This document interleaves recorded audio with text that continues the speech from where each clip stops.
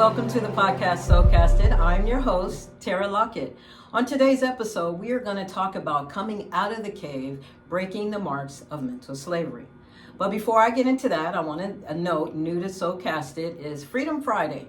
I want to go live on Instagram on Fridays after the episode has been aired, but I need your help. I need you to make a comment on these episodes and get involved and be a part of this Soulcasted family. I also want to remind you that the website is up. You can go to www.soulcasted.com, and on that website you'll be able to catch up with the first season episode as well as the second season episodes to date. Let's get into the quote from Mr. Lao Tzu, the 5th century ancient Chinese philosopher, and he quotes, as our wisdom does, that I like to call it, victory over others gives strength. Victory over oneself gives fearlessness. And we need fearlessness to confront, to challenge, and to break the cycles. I've shared in the last few episodes of things that come on with the traumas and the attachments and that unhealed trauma, that self-awareness, that lack of self-awareness, and then also the limiting beliefs. And in order for us to break those things, it is important for us to come out of that cave and heal those marks.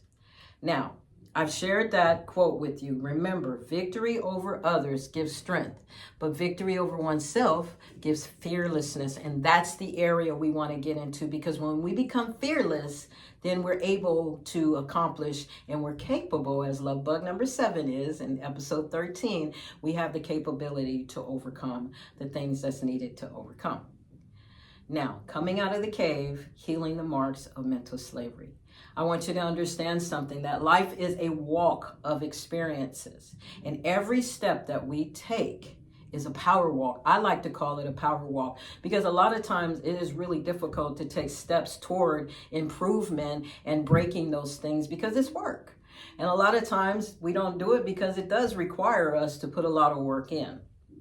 I was always felt the need to be perfect in anything that I did because there was this fear that if I didn't do things right, I knew what the consequences were. I seen it growing up with my own eyes, and so in experiencing it drove me and pushed me toward the desire to just be perfect. But the truth is, none of us are perfect, right?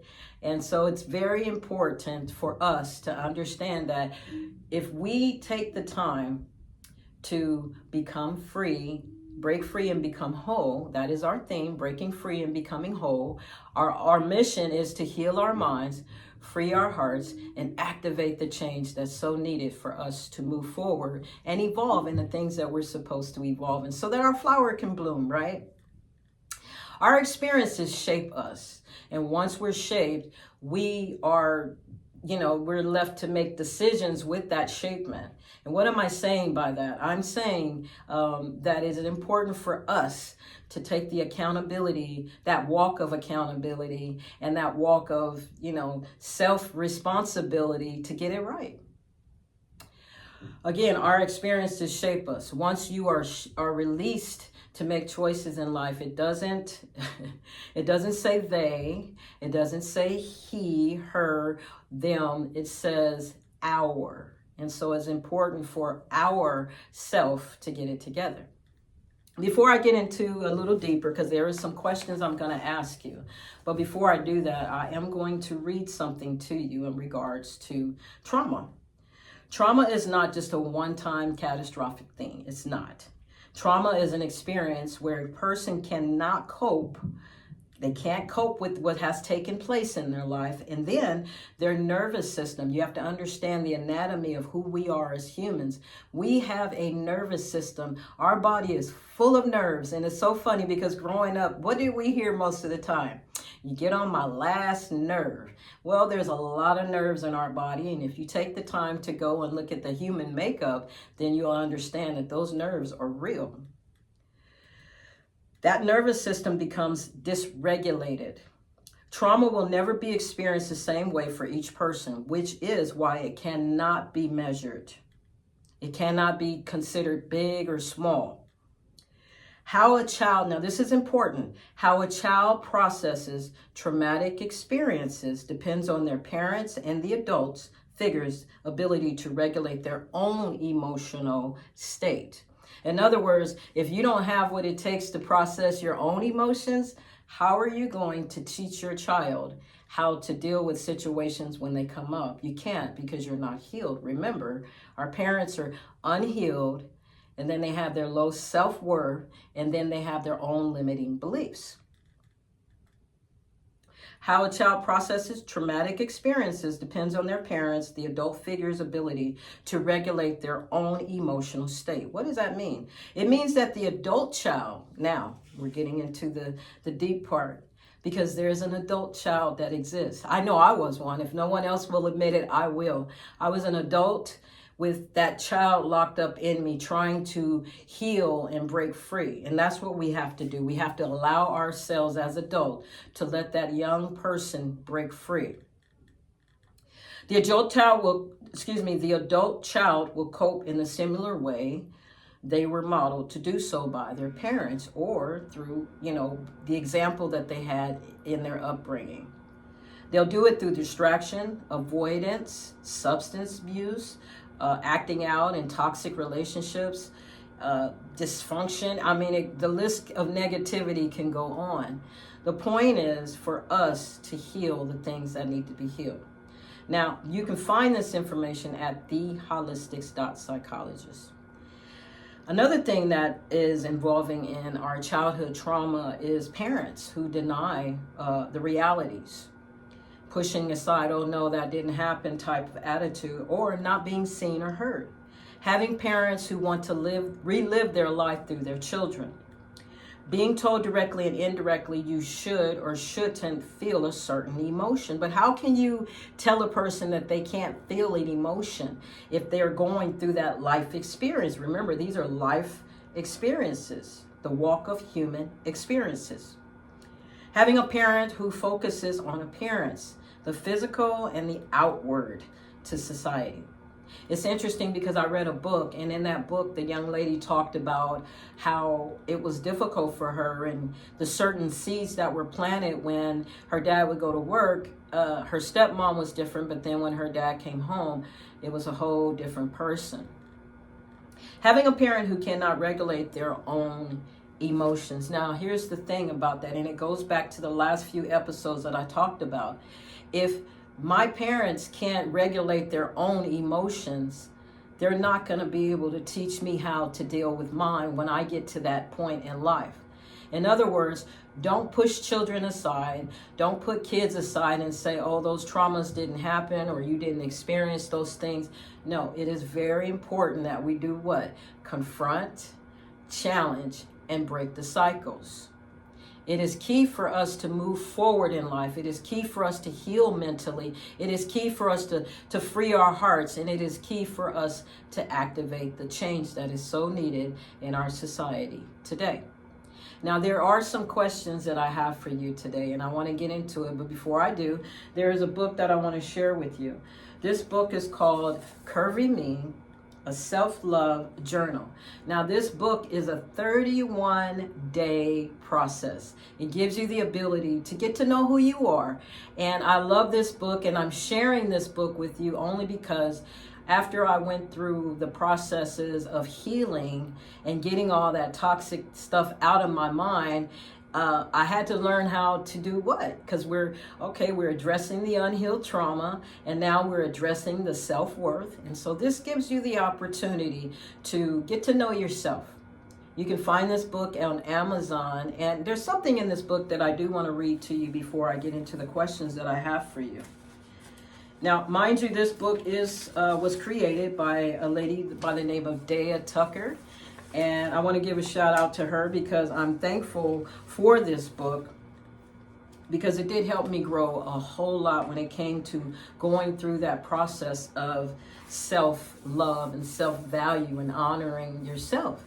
And so she goes on to say this: self-love, it's disappointing how we look into the mirror so often, yet fail to recognize the incredible person staring back at us. Loving oneself isn't easy, so I've designed this journal to help you remember your self-worth.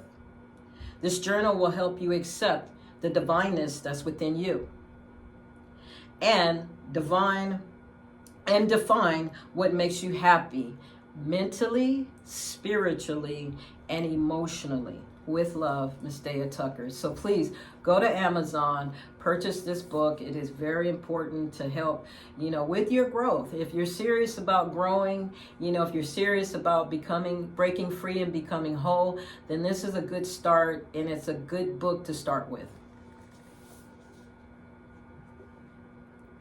Now, there are 8 questions that I have for you that I want to ask you. In these 8 questions, I need you to understand, I had to go through this list, and I did a lot of work, and I'll tell you, it is not easy work, but it is worth it. It is so worth it. Before I got to this point in the year of 2020, I was diagnosed as a major depressive disorder along with PTSD. Not only did COVID affect our nation of humanity, it affected a lot of other people through death. For me, my experience through death was dealing with watching my sister die of cancer.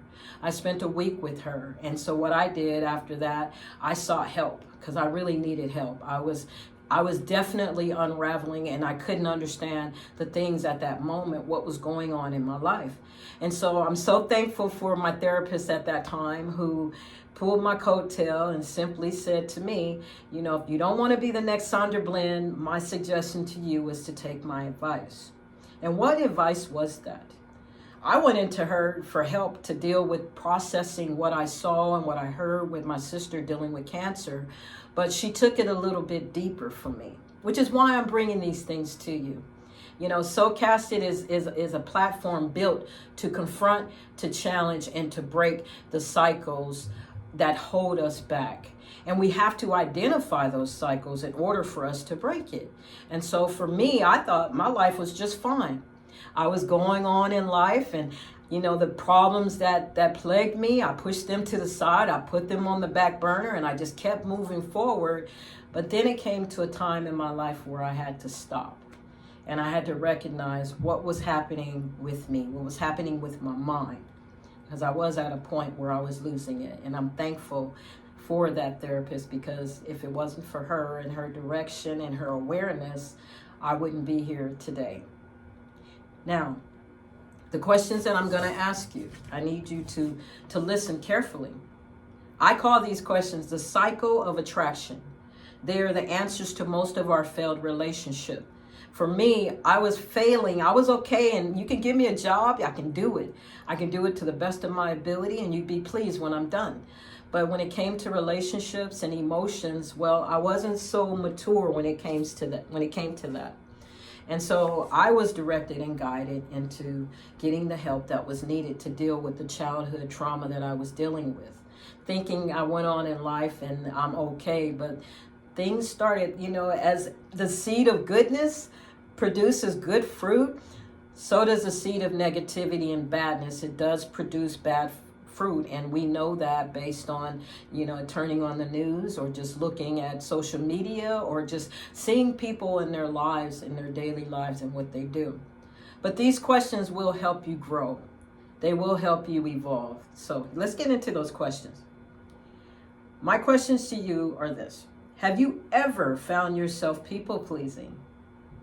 Do you know your boundaries, those internal boundaries and those external boundaries? Do you fear being alone? Do you find yourself apologizing, over-apologizing? You're a survivor, but does your nervous system know that? Does your nervous system, I like to call make peace a priority. That's my thing to me is make peace a priority. Even when things around you are going chaotic, make peace a priority. Are you hell-bent on wanting to help, save, rescue, fix, or have to be chosen in some capacity? Do you put everyone else's needs before your own? Do you carry the shame mask? And most of us that are hurting, we do.